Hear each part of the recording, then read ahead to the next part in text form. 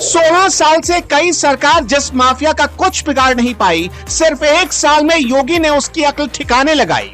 अगर यूपी के सीएम ना होते योगी तो अखिलेश बचा लेते एक ऐसे शख्स को जो देश और यूपी के लिए हो सकता था खतरा।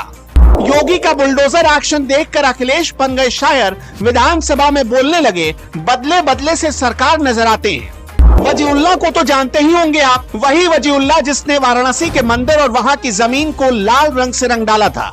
यकीन मानिए उसे सूली तक ले जाने वाला कोई नहीं होता, और अगर योगी आदित्यनाथ ना होते तो यकीन मानिए यूपी के माफियाओं का अंत भी कभी नहीं हो पाता। आज उत्तर प्रदेश माफियाओं को मिटता हुआ देख रहा है, भागता हुआ देख रहा है। पहले माफिया तय करते थे कि लोग घरों से बाहर आएंगे या नहीं, अब सरकार तय करती है कि माफिया सलाखों से बाहर आएंगे या नहीं। इससे पहले माफिया लोगों को डराते थे, आज खुद डरकर बिल में जा छुपे हैं। एक्शन का योगी मॉडल क्या है? मार्च से अभी तक 62 नए माफियाओं की योगी सरकार ने नई फहरिस्त बनाई है। गैंगस्टर्स की लिस्ट में 788 अपराधी हैं जिन पर गैंगस्टर एक्ट में कार्रवाई की गई। अभी तक यूपी के गैंगस्टर से 6.6 अरब की संपत्ति कुर्क की गई है। सबसे ज्यादा मेरठ जोन से 2 अरब 32 करोड़ की वसूली हुई है, और ये आंकड़े एक एक यूपी वासी को भरोसा दिला रहे हैं। कहने का मतलब बाबाजी और बाबाजी का बुलडोजर दोनों जबरदस्त काम पर लगे हैं। हालत ऐसी है कि जिनकी फाइलें 11-11 और 16-16 साल से धूल फांक रही हैं, उनका बही खाता भी निकालकर योगी आदित्यनाथ एक्शन ले रहे हैं, और सब पर गैंगस्टर एक्ट ठोका जा रहा है। इन्हीं में से एक सनी कबाड़िया की सल्तनत के पुर्जे को कैसे कबाड़ बना दिया खाकी ने और योगी सरकार ने, इसकी कहानी अगले 3 मिनट में आपको दिखाएंगे।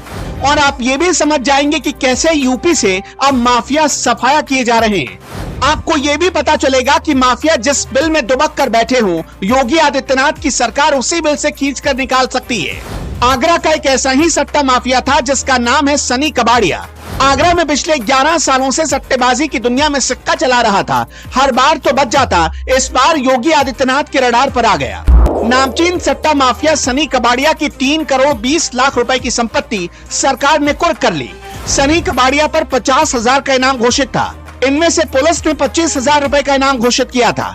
उस पर गैंगस्टर एक्ट में भी कार्रवाई की गई। अब कबाड़िया के 3 मकान, 1 दुकान और 3 खातों को पुलिस ने सीज कर दिया है।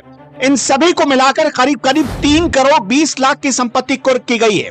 कबाड़िया तो सिर्फ एक नाम है। फिलहाल योगी आदित्यनाथ की टेबल पर माफियाओं की एक मोटी किताब रखी गई है जिसमें उनके नाम दर्ज है। 30 खनन माफिया, 228 शराब माफिया, 168 पशु माफिया, 347 भू माफिया, 18 शिक्षा माफिया और 359 अलग अलग माफिया। योगी सरकार इनकी कमर तोड़ देना चाहती है, इनका पूरी तरह खात्मा कर देना चाहती है, ताकि फिर किसी उत्तर प्रदेश के रहने वाले को इन माफियाओं का डर ना सताए। वैसे बाबाजी के इस एक्शन पर आप क्या सोचते हैं? कमेंट में अपनी राय जरूर बताइएगा।